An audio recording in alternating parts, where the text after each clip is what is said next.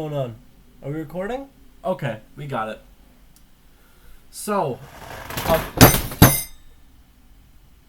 hang on a second. My fiance got this giant freaking light thing. It's supposed to mimic sunlight for when it's winter out, but it falls over sometimes, and that's just what happened. We're here to talk about Piers Plowman. There's not that much stuff online about Piers Plowman, so I'm gonna be like one of the 5 YouTube videos talking about it. You know, I'm kind of tired because like, will I? Honestly, I was tricked. I got my reading list. It said that this was epic poem, which it is, right? But it's an epic poem that is kind of just about essays and criticisms of like Christianity and medieval Europe and blah blah blah blah blah blah. So I feel like I was tricked. All right, this is not what I thought it would be, and I'm very disappointed.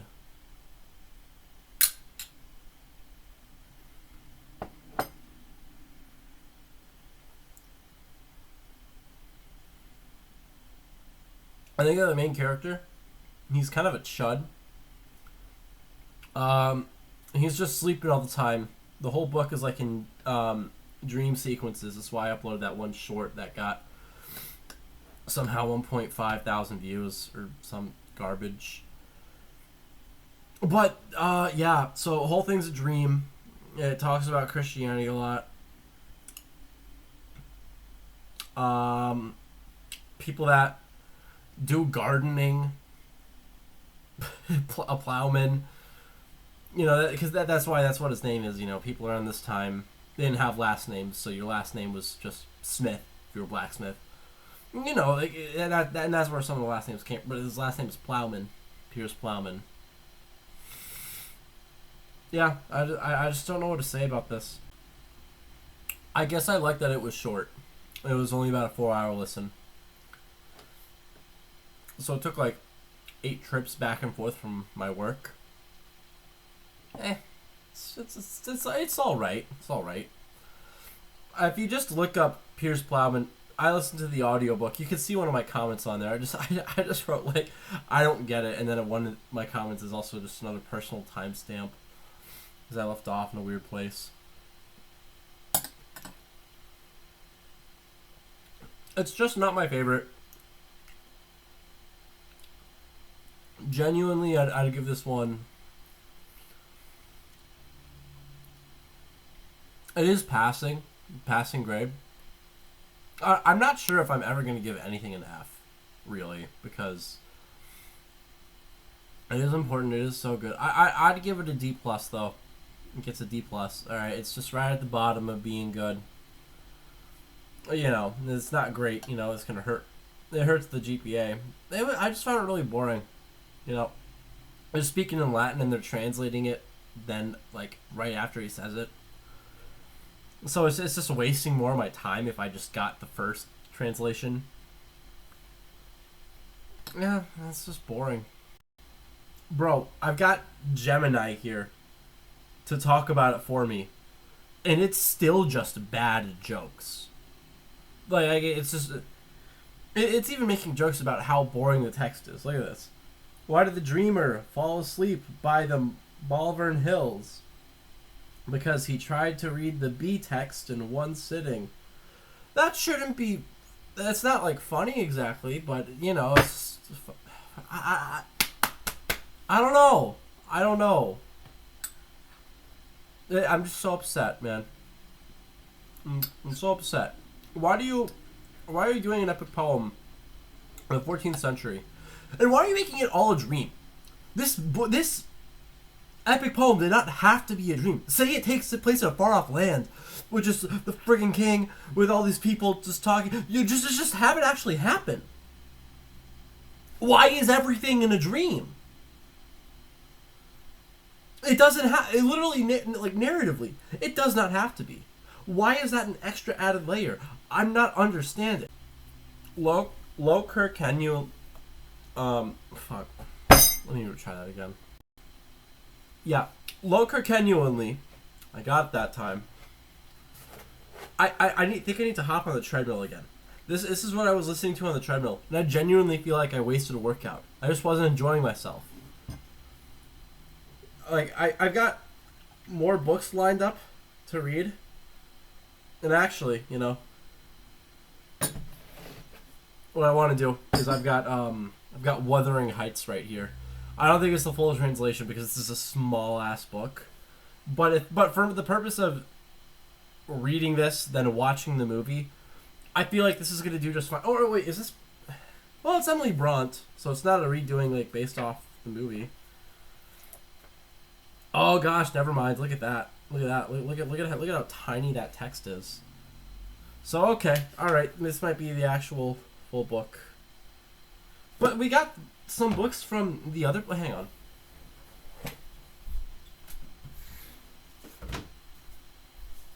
We also got like the Odyssey, like right this. And I don't think this is the full version of the Odyssey because like what I imagine the Penguin like classic version of the Odyssey, it's so much longer. Like why like are you is this like the same text size? Well, I guess it's still pretty small, but like it's just shocking to see that. Oh, whoa. Oh, the pages aren't too thin. Yeah, but Will and I were at book 14. I guess it makes sense. And look, even look. Like, yeah, oh no, they're about the same thickness too. I don't care. Gosh. You know what I think William Langland has to do? He's got to fucking work out, alright? He spent way too much time just thinking about shit. I feel like if half these authors, and half the authors today too, they actually just exercise like a bit more, like there wouldn't be nearly as many like weird things as like you really think. Like, you know, like Hollywood in movies, like you'll have a character that's like hanging from a ledge for like what 10 minutes. You're telling me like an average person can do like a 10-minute dead hang? That's absolutely not fucking true. All right, no fucking way. And then you see like Dwayne Johnson like what punching people through walls and just I'd love to see some more realistic storytelling just in general, especially around the literary sphere. Like I would love to see a realistic fantasy story. Actually, I was kind of working on that at one point. I tried to do a much smaller channel called The Learning Bird, where I just like learned how to do shit, and that's just what it was about. And while I was doing it, I was writing I was trying to write a fantasy story about these two brothers, and the magic system worked for one of the brothers. It was just just had a bunch of seeds.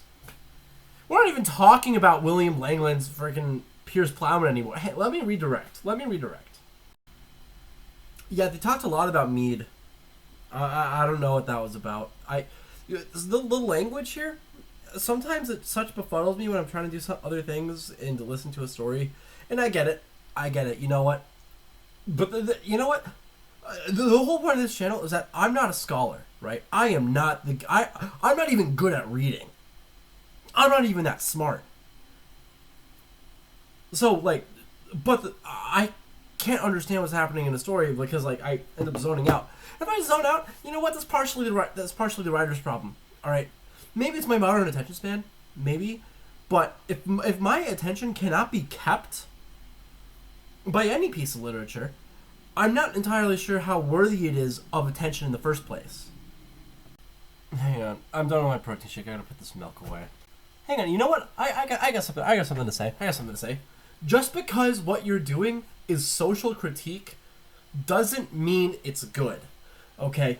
You could do so many things, right? In your story. You could say, "Oh, I personally think this is bad. I personally think this is bad." And just the main character is a self-insert for the writer too. Which if you see any book talk thing like right now, very clearly they say, "Oh, we don't want to see that in writing. We don't want to see that in writing. I don't want to see that in writing either." All right? Have an interesting main character. Gosh, oh my gosh. Maybe I should give this one an F. Maybe I should. Why would someone read this when they can read the Bible? There is like they are talking about so much Christian allegory. This is so much of not its own story that I don't know why people say it's like so important. I don't understand why people say it's so important. Like, sure, like it's like a great like it's a great medieval piece. It says so much about the current time, and it's a great historical thing. Oh, great, yeah. Historians, if you want to read it, go right ahead. I'm not a historian, all right. I can rank it worse because I'm not a historian. Gosh.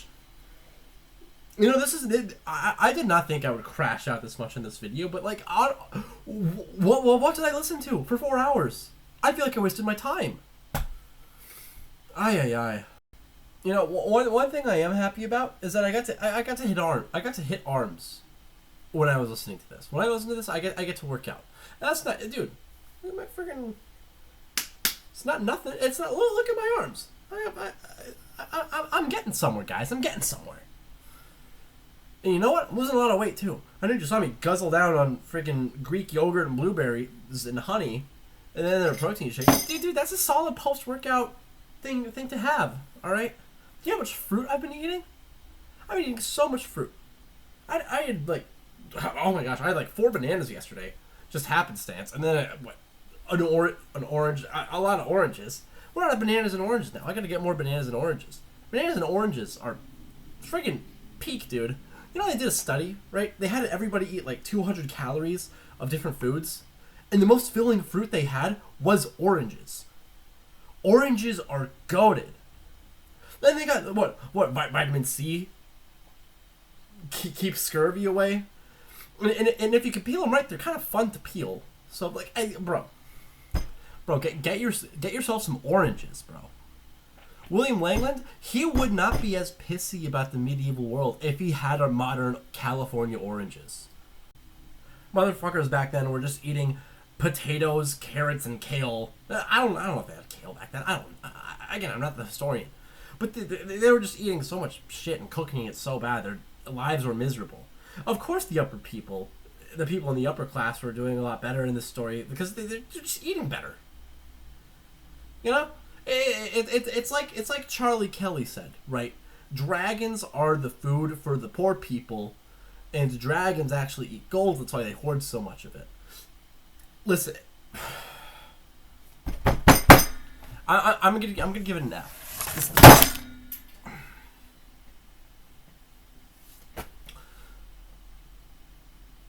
Yeah, no, I'm gonna give William Langland's PIERS PLOWMAN an F because I can. And you can't stop me. Alright, I gotta put the light back. I'll see you guys later.